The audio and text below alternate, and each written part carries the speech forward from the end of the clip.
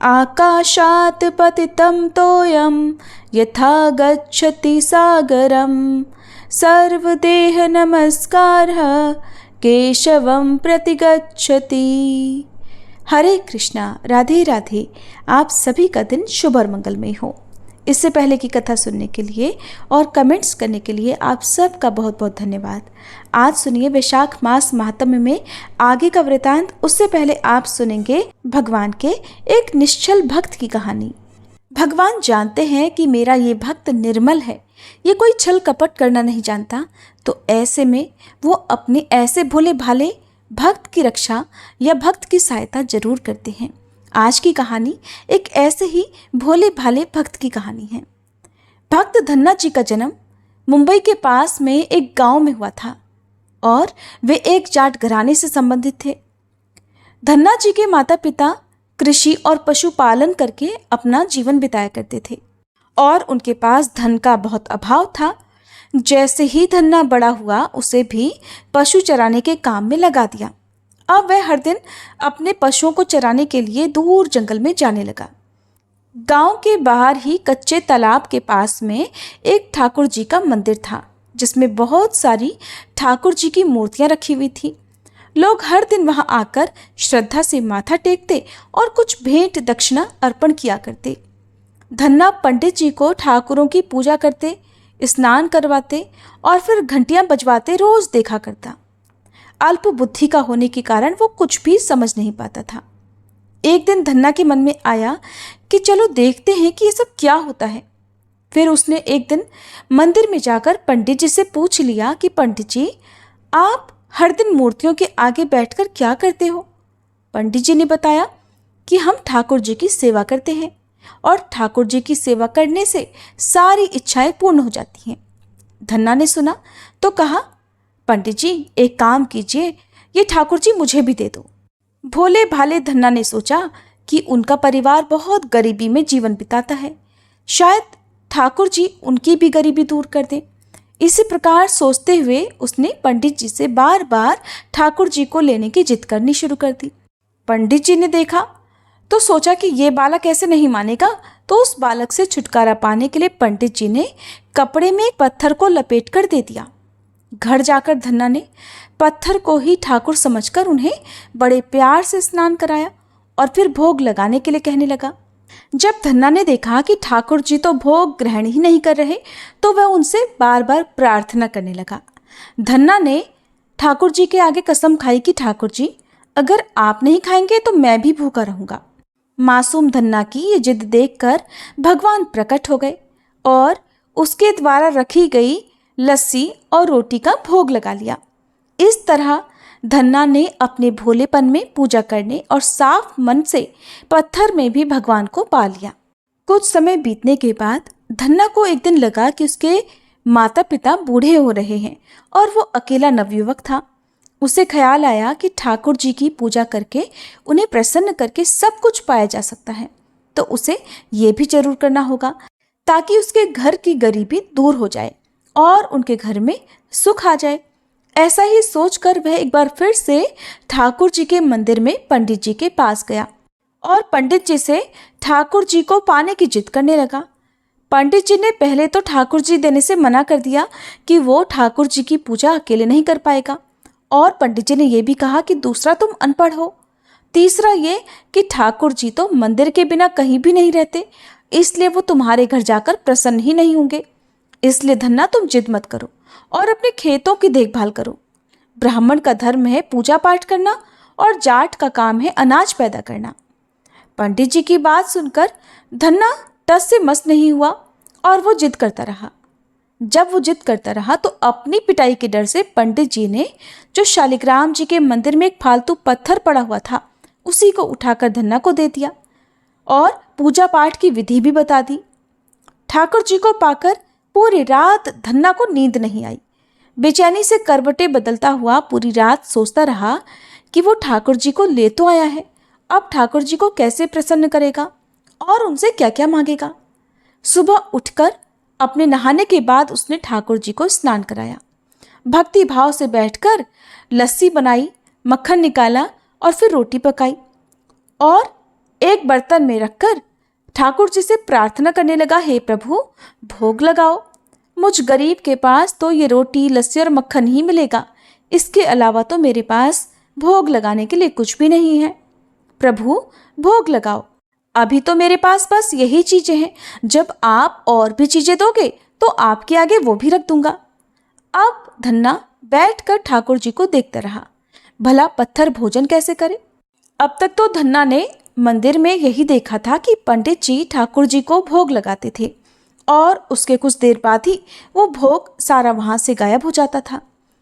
भोला भाला धन्ना सोचता था कि शायद ठाकुर जी ने सारा भोग ग्रहण कर लिया है, बल्कि होता ये था कि पंडित जी भोग का बहाना बनाकर सारी सामग्री अपने घर ले जाते थे।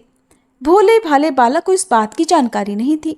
जब उसने देखा कि भगवान के आगे तो भोग ऐसे ही रखा हुआ है, तो वह बड़ा बेचैन होकर कहने लगा, हे प्रभु क्या बात है, आप भोग क्यों नहीं लगा रहे? क्या आप जाट के हाथ का प्रसाद नहीं खाते? मंदिर में तो आप पंडित जी के हाथों से तुरंत ही भोग स्वीकार कर लेते थे, इतनी देर भी नहीं लगाते थे। और अगर आज आपने प्रसाद नहीं खाया तो मैं मर जाऊंगा, लेकिन आपके बगैर नहीं खाऊंगा। भगवान जानते थे कि ये मेरा भक्त तो बहुत निर्मल है, बिल्कुल भी छल कपट नहीं जानता। अब तो मुझे प्रकट होना ही पड़ेगा। 1 घंटा और बीतने के बाद धन्ना ने क्या देखा कि सामने कान्हा जी विराजमान है। कमर में मुरली खोसी हुई है, सिर पर मुकुट विराजमान है और बड़े प्यार से रोटी मक्खन के साथ खा रहे हैं और साथ ही साथ लस्सी भी पी रहे हैं। भोजन ग्रहण करने के बाद भगवान बोले, धन्ना जो इच्छा है मांग लो, मैं तुम पर बहुत प्रसन्न हूँ। धन्ना ने हाथ जोड़कर भगवान से प्रार्थना की कि प्रभु जो आपकी भक्ति करते हैं आप तो उनके सारे काम संवार देते हैं। मुझे गेहूं, दाल और घी भी दीजिए, मैं खुश हो जाऊंगा।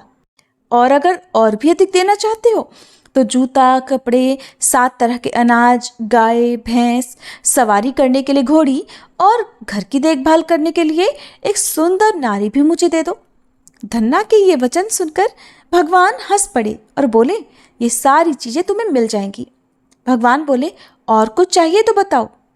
भगवान से धन्ना कहने लगा, प्रभु मैं जब भी आपको याद किया करूं बस आप मुझे अपने दर्शन दे दिया कीजिएगा, और अगर मुझे किसी और बात की जरूरत हुई तो जरूर बताऊंगा। तथास्तु कहकर भगवान ने उत्तर दिया। फिर धन्ना बोला, प्रभु आज से ये धन्ना आपका आजीवन सेवक हुआ, इसके अलावा मैं अब अपनी जीवा पर किसी और का नाम नहीं लूंगा। धन्ना ये सारी वस्तुएं पाकर खुशी से पागल हो गया। उसने आंखें बंद कर ली और जब आंखें खोली तो देखा भगवान तो वहां पर थे ही नहीं, और बल्कि वहां पर पत्थर के वो शालिग्राम पड़े हुए थे जिनकी पूजा वह हर दिन करता था। उसने बर्तन में बचा हुआ प्रसाद खुद खाया और प्रसाद खाते ही उसे तीनों लोकों का ज्ञान हो गया। भगवान के दर्शनों के कुछ दिन बाद ही धन्ने के घर में सारी खुशी आ गई। उसका एक अमीर घराने में विवाह हो गया। उसकी बिना बोई भूमि पर भी फसल लहलहा गई। उसने जो जो चीज भगवान से मांगी थी वो सब कुछ मिल गई। इसी तरह से भगवान पर विश्वास रखकर बिना छल कपट किए, मन में कोई द्वेष की भावना रखे बिना अगर भक्ति की जाए तो भगवान बिना कुछ मांगे भी बहुत कुछ दे देते हैं। भगवान जानते हैं कि उनके भक्त को कब, क्या और कितना देना है। ये थी आज की कहानी। उम्मीद है आपको पसंद आई होगी। रिस्पॉन्ड कीजिए आज की कथा का। और आज की इस कथा में आप एक रीछ यानी भालू और धर्मगुप्त की कथा सुनेंगे। ऋषि बोले, हे सूत जी, आप स्वामी पुष्करणी तीर्थ की महिमा का फिर से वर्णन कीजिए। तब श्री सूत जी कहने लगे कि जो लोग स्वामी तीर्थ में स्नान करते हैं वे तामिश्र, अंधतामिश्र, महारौरव, रौरव, कुंभीपाक, कालसूत्र, असीपत्रवन, कृमिभक्ष, अंधकूप, संदश, शालमली, वज्रकर्णक, तिरोधान, सुचिमुख, पुयभक्ष और विषाग्नि परिपीडन आदि 28 नरकों में नहीं जाते। जो दूसरों के धन, संतान और स्त्रियों का अपहरण करने वाला है वह बहुत वर्षों तक तामिश्र नामक भयंकर नरक में डाला जाता है। जो अधम मनुष्य माता पिता और ब्राह्मणों से द्वेष रखता है वह 10,000 योजन विस्तृत कालसूत्र नामक नरक में डाला जाता है। जो वेद मार्ग का उल्लंघन करके कुपथ पर चलता है वह यमदूतों द्वारा भयंकर असीपत्र वन में गिराया जाता है। जो पकवान और दाल, शाक आदि अन्न पंक्ति भेद करके खाता है और मोहवश पंचयज्ञों का अनुष्ठान किए बिना ही भोजन करता है वह कृमि भोजन नामक नरक में डाला जाता है, जहाँ सैकड़ों कीड़े उसको खाते हैं और वो भी कीड़ों को ही खाकर रहता है।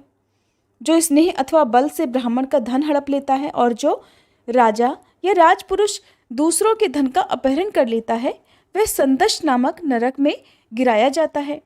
जो नीच मनुष्य अगम्य स्त्री के साथ गमन करता है या जो नारी अगम्य पुरुष के साथ संगम करती है, वे दोनों क्रमशः लोहे की तपाई हुई नारी मूर्ति और पुरुष मूर्ति का आलिंगन करके तब तक खड़े रहते हैं जब तक चंद्रमा और सूर्य की सत्ता रहती है। इसके बाद वे सूची नामक घोर नरक में डाले जाते हैं। जो मनुष्य अनेक प्रयत्नों और उपद्रवों से सभी प्राणियों को सताता है, वह बहुत कांटों वाले भयंकर शालमली नरक में गिराया जाता है। जो राजा अथवा राजा का नौकर पाखंड तम का अनुयायी होकर धार्मिक मर्यादाओं को तोड़ता है, वह वैतरणी नरक में डाला जाता है।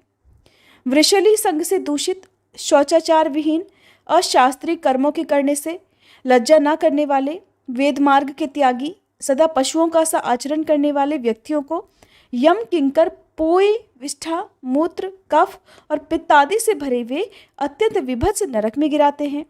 जो कुत्तों या फिर जंगलों में वन्य मृग आदि पशुओं को बाणों के द्वारा पीड़ा पहुंचाता है, उन्हें मारता है, यम किंकर उसको भी बाणों के द्वारा ही बींधते हैं और फिर से प्राणरोध नामक नरक में गिराते हैं। जो पाखंडी यज्ञ में पशुओं की हत्या करता है, वह परलोक में वैश्यस नामक नरक में गिराया जाता है। जो लुटेरों के मार्ग का आश्रय लेकर दूसरों को जहर देता, गांवों को जला देता और बनियों के धन का अपहरण करता है, वह परलोक में वज्रदृष्ट नामक भयानक नरक में बहुत लंबे समय तक के लिए डाल दिया जाता है। ये तथा और भी जितने नरक हैं, उन सब में वह मनुष्य कभी नहीं पड़ता जो स्वामी पुष्करिणी तीर्थ में गोता लगाता है। स्वामी पुष्करिणी में एक बार स्नान करने से मनुष्य अश्वमेध यज्ञ का फल पाता है। उसे आत्मज्ञान तथा 4 प्रकार की साक्षात मुक्ति की भी प्राप्ति होती है। जो महापातकों या फिर सभी पातकों से युक्त है, वह भी स्वामी तीर्थ में गोता लगाने से तुरंत ही पवित्र हो जाता है। स्वामी तीर्थ के दर्शन से मनुष्यों की बुद्धि, लक्ष्मी, कीर्ति, संपत्ति, ज्ञान, धर्म और वैराग्य की वृद्धि तथा मन की शुद्धि होती है। इस प्रकार अद्वैत ज्ञान, भोग तथा मोक्ष और मनोवांछित कामना प्रदान करने वाले अज्ञान नाशक स्वामी तीर्थ के प्रभाव का वर्णन किया गया, जो मनुष्यों के सभी पापों का नाश करने वाला है। हे नैमिषारण्य निवासी महर्षियों, अब मैं आप लोगों से स्वामी तीर्थ की महिमा का अभिवर्णन करूंगा। इसके बारे में विस्तार पूर्वक आपसे बताऊंगा। चंद्रवंश में नंद नाम से प्रसिद्ध एक महाराजा थे, जो समुद्र पर्यंत पृथ्वी का धर्मपूर्वक पालन किया करते थे। उनका एक पुत्र हुआ जिसका नाम उन्होंने धर्मगुप्त रखा। नंद ने राज्य की रक्षा का भार अपने पुत्र पर सौंप दिया और खुद इंद्रियों को वश में करके आहार पर विजय पाकर तपस्या के लिए तपोवन में चले गए। पिता के तपोवन चले जाने पर राजा धर्मगुप्त ने सारी पृथ्वी का पालन किया। वे धर्मों के ज्ञाता और नीतिपरायण थे। उन्होंने अनेक प्रकार के यज्ञों द्वारा देवराज इंद्र आदि देवताओं का पूजन किया और ब्राह्मणों को धन और बहुत से क्षेत्र प्रदान किए। उनके शासनकाल में समस्त प्रजा अपने अपने धर्म का पालन किया करती थी। उनके राज्य में कभी चोर आदि से किसी को कोई कष्ट नहीं हुआ। एक दिन धर्मगुप्त उत्तम घोड़े पर सवार होकर वन में गए। वहीं रात हो गई। विनयशील राजा ने वहीं सायं संध्या की उपासना करके वेद माता गायत्री का जप किया। इसके बाद सिंह, व्याघ्र आदि के भय से वे एक वृक्ष पर जा बैठे। उस वृक्ष के पास एक रीछ आया जो सिंह के भय से पीड़ित था। वन में विचरने वाला एक सिंह उस रीछ का पीछा कर रहा था। रीछ उसी वृक्ष पर चढ़ गया। वहां उसने महान बल पराक्रम से संपन्न राजा धर्मगुप्त को बैठे देखा। उन्हें देखकर रीछ बोला, महाराज भय मत कीजिए, हम दोनों अब रात भर यहीं रहेंगे, क्योंकि इस वृक्ष के नीचे एक बड़ा भयंकर सिंह आया हुआ है। महामते, तुम आधी रात तक निर्भय होकर नींद ले लो, फिर मैं सजग होकर तुम्हारी रक्षा करता रहूंगा, और उसके बाद जब मैं सो जाऊं तब शेष आधी रात तक तुम मेरी रक्षा करना। रीछ की ये बात सुनकर धर्मगुप्त सो गए। उस समय सिंह ने रीछ से कहा कि ये राजा तो सो गया है, अब तुम इसे मेरे लिए नीचे गिरा दो। तब धर्मज्ञ रीछ ने सिंह को क्या उत्तर दिया, अब आप सभी सुनिए। रीछ कहने लगा, हे वनचारी मृगराज, तुम धर्म को नहीं जानते। अहो, विश्वासघात करने वाले प्राणियों को संसार में बड़ा कष्ट भोगना पड़ता है। मित्रों से द्रोह करने वाले का पाप 10,000 यज्ञों के अनुष्ठान से भी नष्ट नहीं होता। ब्रह्म हत्या आदि पापों का तो किसी प्रकार निवारण हो सकता है, किंतु विश्वासघातियों का पाप कोटि जन्मों में भी नष्ट नहीं हो सकता है। सिंह, मैं मेरु पर्वत को इस पृथ्वी का बड़ा भारी भार नहीं मानता। संसार में जो विश्वासघाती है, बल्कि मैं उसी को भूतल का सबसे महान भार समझता हूँ। रीछ के ऐसा कहने पर वह सिंह चुप हो गया। इसके बाद धर्मगुप्त जागे और वह रीछ वृक्ष पर सो गया। तब सिंह ने राजा से भी वही कहा जो रीछ से कहा कि इस रीछ को नीचे छोड़ दो। तब राजा ने क्या किया, ये भी अब आप सुनिए। तब राजा ने अपनी गोद में सिर रखकर सोए हुए उस रीछ को सिंह के लिए पृथ्वी पर ढकेल दिया। राजा के गिराने पर रीछ वृक्ष की डाली पकड़ता हुआ लटक गया। वह पुण्यवश वृक्ष की डाली से नीचे नहीं गिरा। अब वह राजा के पास आकर क्रोध पूर्वक बोला, राजन, मैं इच्छानुसार रूप धारण करने वाला ध्यान काष्ठ नामक मुनि हूँ। मेरा जन्म भृगुवंश में हुआ है। मैंने अपनी इच्छा से ही रीछ का रूप धारण किया है। मैंने तो तुम्हारा कोई अपराध नहीं किया था, फिर सोते समय तुमने मुझे क्यों ढकेला? बताओ, तुमने मेरे साथ विश्वासघात क्यों किया? जब तुम सो रहे थे तब मैंने इस सिंह से तुम्हारी रक्षा की थी, और तुमने बदले में क्या किया? मैं तुम्हें शाप देता हूँ कि जाओ और बहुत जल्दी पागल होकर तुम पृथ्वी पर विचरो। राजा को इस प्रकार शाप देकर मुनि ने सिंह से कहा कि तुम सिंह नहीं, महायक्ष हो। तुम पहले कुबेर के मंत्री थे। एक दिन अपनी पत्नी के साथ हिमालय के शिखर पर आकर अनजाने में गौतम मुनि के समीप ही तुम विहार करने लगे। दैव की प्रेरणा से महर्षि गौतम समिधा लाने के लिए कुटी से बाहर निकले। उन्होंने तुम्हें निर्वस्त्र देखकर इस प्रकार शाप दिया कि अरे, तू मेरे आश्रम में आकर निर्वस्त्र होकर खड़ा है, इसलिए अभी तो सिंह हो जाएगा। इस प्रकार तुम्हें सिंह योनि प्राप्त हुई है। हे मृगराज, ये सारी बातें मैं ध्यान लगाकर जानता हूँ। ध्यान काष्ठ मुनि के ऐसा कहने पर उसने सिंह का रूप तुरंत ही त्याग दिया और फिर कुबेर सचिव के रूप में दिव्य यक्ष का शरीर धारण कर लिया। उसके बाद उसने हाथ जोड़कर कहा, महामुने, आज मुझे अपने पूर्व वृतांत का ज्ञान हो गया। मुझे अपने पुनर्जन्म की सारी बातें याद आ गई। गौतम जी ने शाप देते समय उसके उद्धार का समय भी इस प्रकार बताया था कि जब रीछ रूपधारी ध्यान काष्ठ के साथ तुम्हारा वार्तालाप होगा, तब तुम सिंह देह त्याग करके फिर से यक्ष रूप धारण कर लोगे। ऐसा कहकर वह यक्षराज मुनिवर ध्यान काष्ठ को प्रणाम करके उत्तम विमान पर बैठा और अलकापुरी को चला गया। राजा धर्मगुप्त को पागल के रूप में देखकर मंत्री लोग उन्हें नर्मदा के तट पर उनके पिता नंद के पास ले गए और ये बताया कि महाराज, आपके पुत्र की बुद्धि तो विकृत हो गई है, ये पागल हो गए हैं। पुत्र का वृतांत जानकर फिर राजा नंद उसे साथ लेकर सहसा जैमिनी मुनि के पास गए और उनसे इस प्रकार बोले कि भगवान, मेरा ये पुत्र इस समय उन्मादग्रस्त हो गया है। इसका यह रोग दूर करने का कोई उपाय बतलाइए। उनके ऐसा पूछने पर मुनिवर जैमिनी ने दीर्घ काल तक ध्यान लगाने के बाद कहा, राजन, तुम्हारा पुत्र ध्यानकाष्ठ मुनि के शाप से उन्मत्त हुआ है, अर्थात पागल हुआ है। इस शाप से मुक्ति पाने के लिए मैं तुम्हें एक उपाय बतलाता हूँ। सुवर्णमुखी नदी के तट पर एक वेंकट नाम से प्रसिद्ध पर्वत है, जो सब पापों को हरने वाला तथा परम पवित्र है। उसके शिखर पर स्वामी पुष्करिणी नामक एक बड़ा भारी तीर्थ है। महामते, वहीं ले जाकर अपने पुत्र को उसमें स्नान कराओ। ऐसा करने से इसका उन्माद तत्काल ही नष्ट हो जाएगा। ये सुनकर राजा नंद ने मुनिश्रेष्ठ जैमिनी को प्रणाम किया और पुत्र को लेकर वे स्वामी पुष्करिणी तीर्थ को चले गए। वहां नियम पूर्वक अपने पुत्र को स्नान कराया।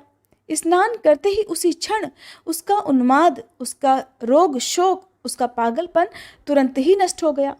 राजा नंद ने स्वयं भी स्वामी पुष्करिणी के जल में स्नान किया, फिर पुत्र के साथ एक दिन उस तीर्थ में निवास किया और वेंकटगिरी के स्वामी दयानिधान भगवान श्रीनिवास की सेवा करके पुनः तपस्या के लिए वन को प्रस्थान कर लिया।